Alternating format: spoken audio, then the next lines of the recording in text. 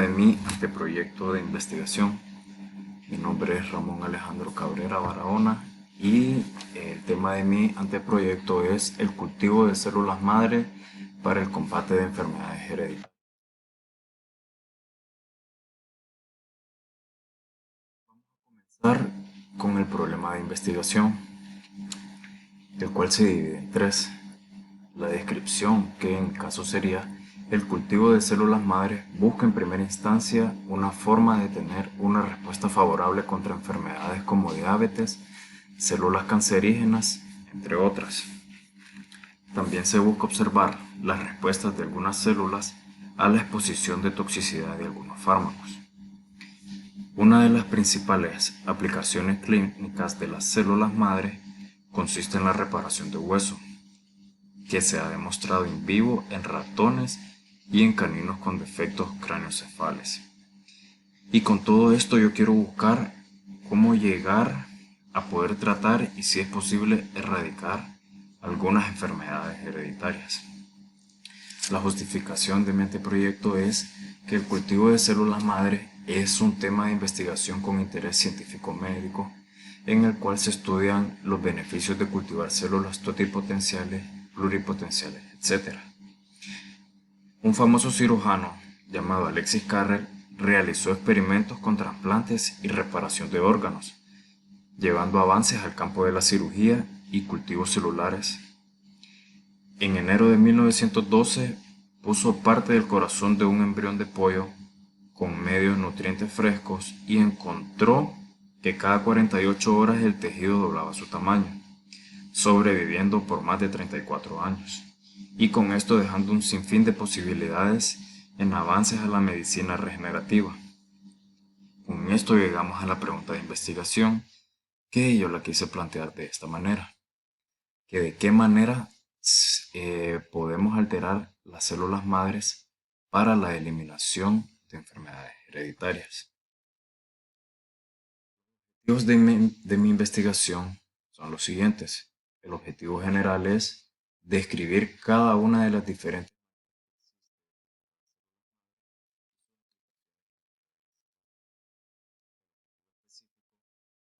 diferentes formas de cultivo de células madres que se han estudiado hasta el momento. Llegamos a,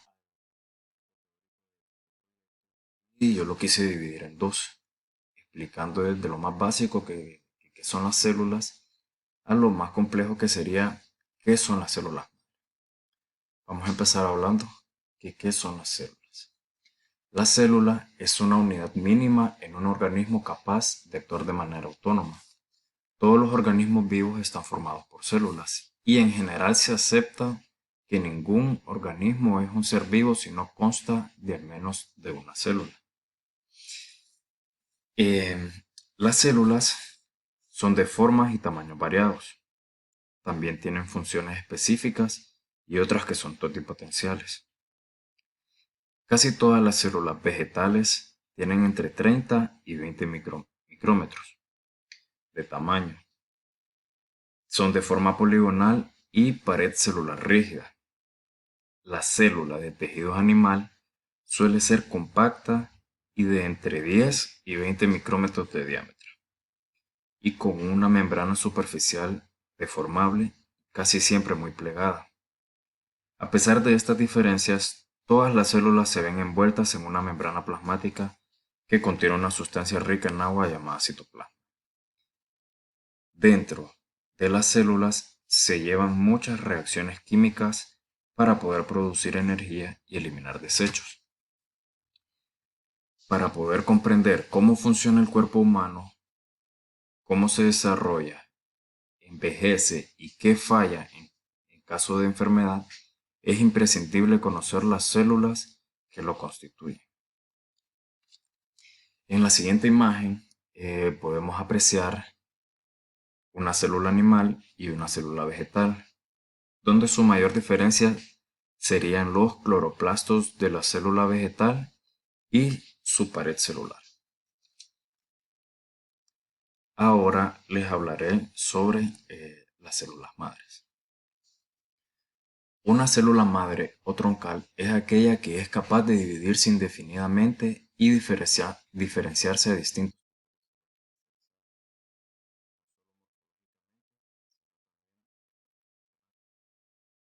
Una célula madre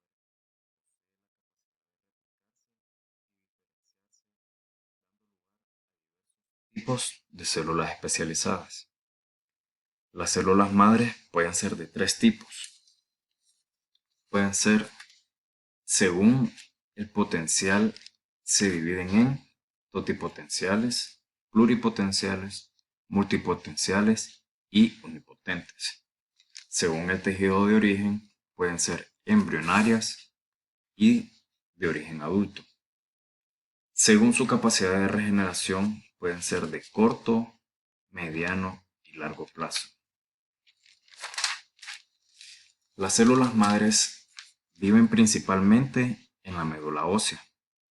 Es aquí donde se dividen para la producción de nuevas células sanguíneas. Pero también se dice que hay células madres en distintos tejidos, como ser el hematopoyético, neural, epidérmico, gastrointestinal, músculo esquelético, en el músculo cardíaco y en el hígado y en el pulmón. A menudo las células madres son utilizadas en trasplantes para reponer la célula ósea que ha sido dañada por cáncer o por la misma quimioterapia. Con frecuencia, las células madres donadas son mejores para encontrar y eliminar las células cancerígenas, mejor de lo que lo haría el sistema inmunológico del paciente que tuvo cáncer. Ahora bien, para enfermedades genéticas no será capaz de utilizar sus propias células madres la persona que está enferma. La primera opción serían las células madres de un hermano compatible. Una ventaja de las células embrionarias humanas está en que ellas virtualmente pueden formar cualquier tipo de tejido y mantenerse indefinidamente en un cultivo. Las desventajas serían los problemas éticos que provienen de la necesidad de extraerla de su medio natural, que es un embrión en desarrollo, lo que equivaldría a la interrupción de la vida de un nuevo ser ya en proceso de formación. Pero también esto puede resolverse a mediano o largo plazo, mediante el desarrollo óptimo de métodos de inmunotolerancia o en un periodo más cercano con el empleo de células embrionarias provenientes del propio paciente, lo que equivaldría a un autotrasplante, sin problemas de rechazo u otras reacciones inmunes que se presentan con el trasplante de células halogénicas. Otras alternativas para la obtención de estas células serían la reprogramación de células somáticas, que éstas se forman a partir de células madre embrionarias y son las que permiten el desarrollo de los tejidos y la renovación celular de las mismas. Otra alternativa sería que fueran donadas por cadáveres de personas que acaben de fallecer, así conservándolas congeladas en nitrógeno líquido. A continuación vamos a pasar a la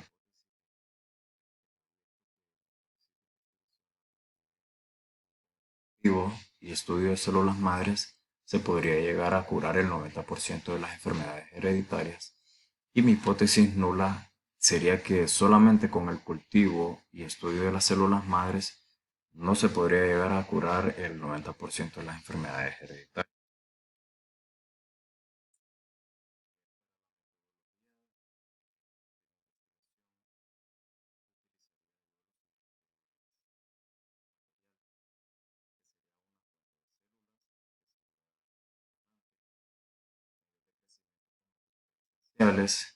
Factores de crecimiento, platos de cultivo apropiados para el tipo de célula y una incubadora de gas y temperatura regulada. Y estos serían los pasos que se deberían de seguir ya teniendo todos los materiales.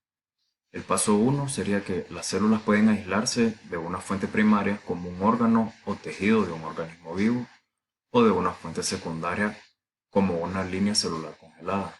El paso 2 sería la solución de medios de crecimiento, que se prepara con factores de crecimiento apropiados para el tipo de célula. Por ejemplo,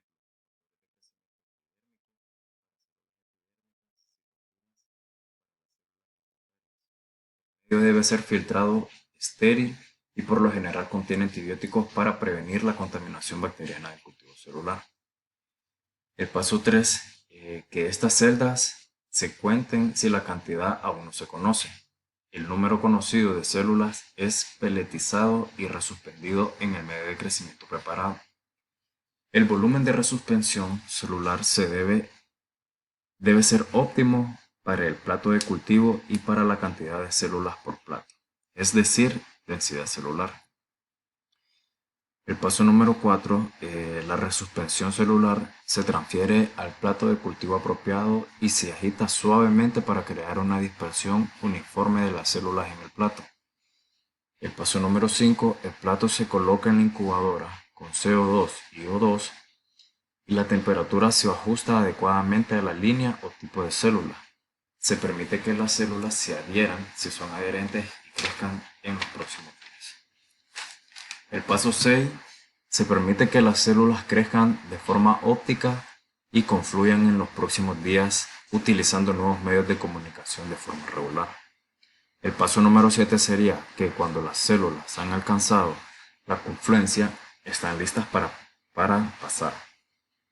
Esto se hace removiendo el medio de crecimiento y agregando un medio de disociación para que las células, si están adheridas al disco, se desprendan y una vez desprendidas, las células son transferidas a un tubo donde serán peletizadas y lavadas varias veces.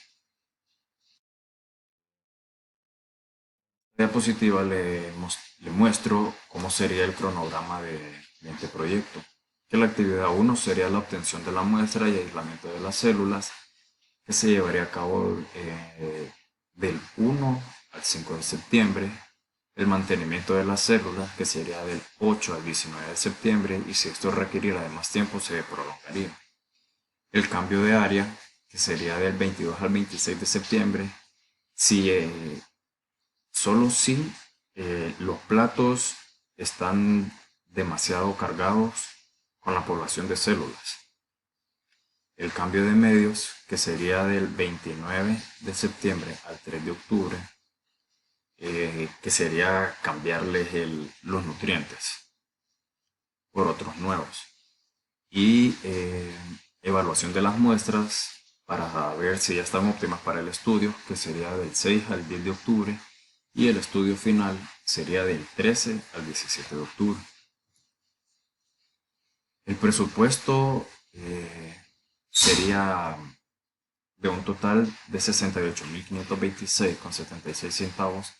Lo dividí en medios de crecimiento con nutrientes esenciales, que sería un total de 467,74, platos de cultivo apropiados para el tipo de célula, que tendrían un valor de 189,28 lempiras, una incubadora de gas y temperatura regulada, que tendría un valor de 30 lempiras, una fuente de células, que esa sería donada, un microscopio, que vale alrededor de 25.000 lempiras, un portaplacas, que el set vale 5.400, el set de cubre objetos 7.080 y un set de goteros que vale 389,74 centavos.